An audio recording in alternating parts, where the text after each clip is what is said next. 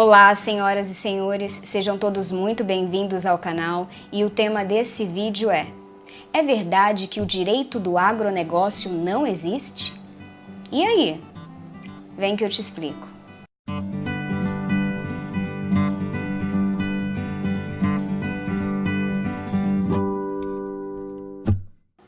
Pois bem, senhores, desde quando eu fiz a publicação do vídeo em que eu falo da necessidade do direito agrário ser incluído na grade curricular das universidades como disciplina obrigatória, eu tenho recebido alguns e-mails. Dentre eles, teve um que me chamou a atenção. O rapaz me fez o seguinte questionamento: doutora, você não quis dizer direito do agronegócio no lugar do direito agrário? E eu achei por bem trazer esse questionamento aos senhores. Direito do agronegócio não existe enquanto disciplina autônoma.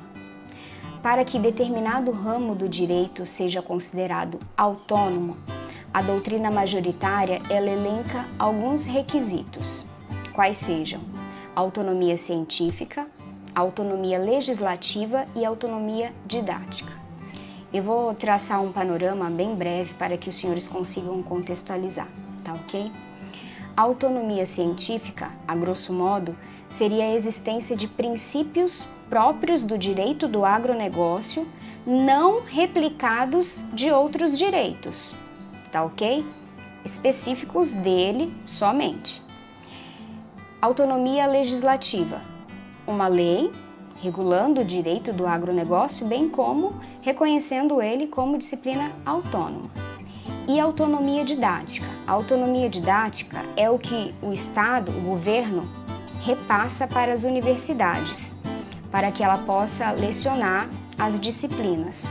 Então, nós deduzimos que a autonomia didática, ela decorre primeiro da existência da autonomia científica, depois da autonomia legislativa, para que então o governo repasse essa possibilidade de lecionar esse determinado ramo. Estamos entendidos? Pois bem, aí os senhores podem me questionar: tá, Andréia, mas então como que fica? Como que a gente fala? É simples. O correto, a denominação correta é direito aplicado ao agronegócio. Simples assim. Eu quero abrir um parêntese bem grande para que os senhores tenham essa diferença em mente. Direito do agronegócio, direito agrário. O direito agrário é disciplina autônoma, regulada desde 1960, que, a grosso modo, regula a relação do homem com a terra. É claro que influencia nas questões do agronegócio. A grosso modo é isso, tá ok?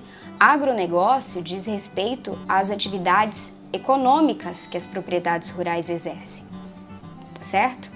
Aí os senhores podem me questionar: Andréia, você colocou no subtítulo alguma coisa sobre código comercial.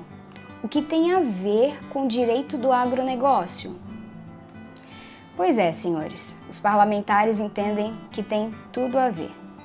É um projeto de lei, não é um código fechado.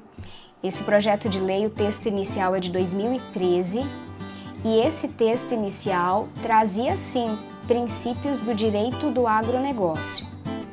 Ocorre que o relator desse projeto, o então senador Pedro Chaves, ele realizou 14 ou 15 audiências públicas por todo o Brasil, inclusive aqui em Mato Grosso do Sul, em Campo Grande e em Dourados, para levantar questões controversas. E os pontos mais polêmicos diziam respeito ao agronegócio. Por quê? Porque o Código Comercial ele não é específico para as questões do agronegócio. Pois bem, feitas essas audiências, realizadas essas audiências, o relator do projeto entregou, dia 11 de dezembro de 2018, agora, o texto final. Nele não constam os princípios do direito do agronegócio.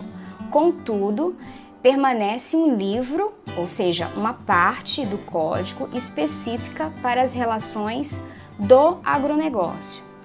Aí os senhores podem pensar: então está tudo resolvido, tirou os princípios, está tudo resolvido. Não é bem assim. Há quem possa entender ainda que criou um direito, um ramo do direito, deu autonomia. Eu entendo que não. Apesar de terem retirado do texto final os princípios e alguns artigos que não condiziam com a realidade do agronegócio, permanecem alguns outros artigos que, se este projeto de lei for aprovado com esta redação, causará enormes prejuízos aos produtores rurais. Eu vou citar dois, um tem relação com o outro, para que os senhores consigam visualizar o quanto uma norma genérica pode causar de insegurança jurídica para um setor.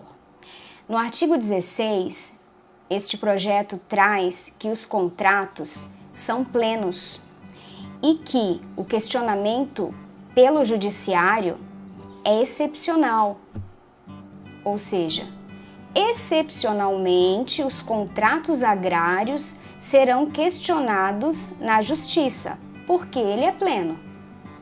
Ok. No artigo 614, ele diz que os contratos de financiamento e os contratos de títulos de crédito são considerados contratos do agronegócio. Senhores, o que os senhores deduzem disso? Que os contratos com os bancos, ou melhor, que os produtores rurais terão o seu direito de questionar na justiça os contratos mitigados, os direitos diminuídos, se conseguirem questionar. Tudo isso porque os contratos do agronegócio são considerados plenos.